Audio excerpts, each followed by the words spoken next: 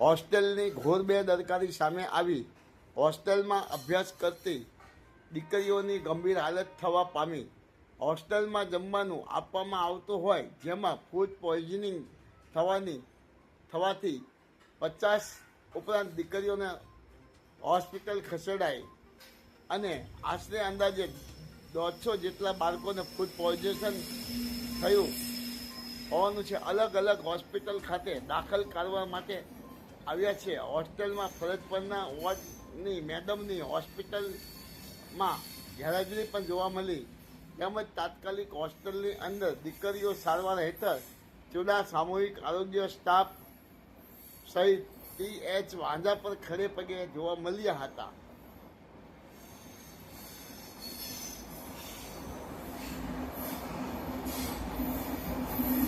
તમને ખબર છે આ બધા છોકરાને લગભગ 100 થી 200 છોકરીઓ છે, બધાને ફૂડ પોઈઝન થઈ ગયું છે। મારી છોકરીએ મને કીધું કે સાંજનું ખાવાનું અમને રાત્રે આપ્યું છે, જે સવારે બનાવ્યું હતું ને સવારે, બપોરે નહીં સવારે બનાવેલું રાત્રે આપ્યું છે આ લોકોએ। આ એમના છોકરા નથી, અમારા ગરીબના છોકરા છે, એટલે આવું કરવાનું। આ ઘટના બની તમને જાણ કઈ રીતે ખબર? મને એક પણ કોઈની જાણ નથી આવી। જે બીજી છોકરીના કોઈ વાલી આવ્યા હતા એ લોકોએ મારી છોકરી દ્વારા ફોન કરાવડાયો। મારી છોકરી રડતી હતી ફોનમાં કે પપ્પા મને લેવા માટે આવો। હું દોડતો લેવા માટે આવ્યો છું કામ પરથી। ઘટના બની છે ચૂડા તાલુકાના કુંડલા ગામની છું। મારી 2 દીકરીઓ ચૂડામાં ભણે છે, એમાં મારી એક દીકરીને ઝાડા ઉલટી થઈ ગયું છે અને એને મોટી દીકરી અહીં દવાખાને લઈને આવી। પછી અહીંયા મારા જેઠ નોકરી કરે ને એમને અમને ફોન કર્યો એટલે એમાં આવ્યા છીએ। અને ત્યાંના હજુ હોસ્ટેલના બેન કે કોઈ શિક્ષકે કોઈ અધિકારીએ હજુ વાલીને જાણ કરી નથી, તો એમને જાણ કરવી પડે ને। એટલે તમને કેવી જાણ થઈ?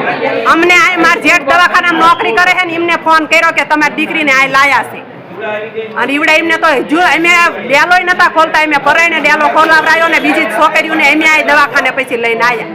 ડેલો બંધ કરવાનું કારણ શું હોય છે કે આમ તમારા ઈવડે એમને એવો ડર હોય ને કે અમે ફસાઈ જઈશું કે અમારો વાંક આવશે કે ખાવાનું શું આપે છે શું નહીં, એટલે આ સિવાય તમને પેલા દીકરીઓએ ફરિયાદ કરેલી? ના, ફરિયાદ કોઈ બી ના કર્યું। ખાવા પીવાનું બધી રીતે સારું જ છે, પણ આ અત્યારે કંઈક ઢાંકવામાં કઈ વાંધો આવી ગયો હોય અથવા કોઈ વાયસી ખોરાક હોય।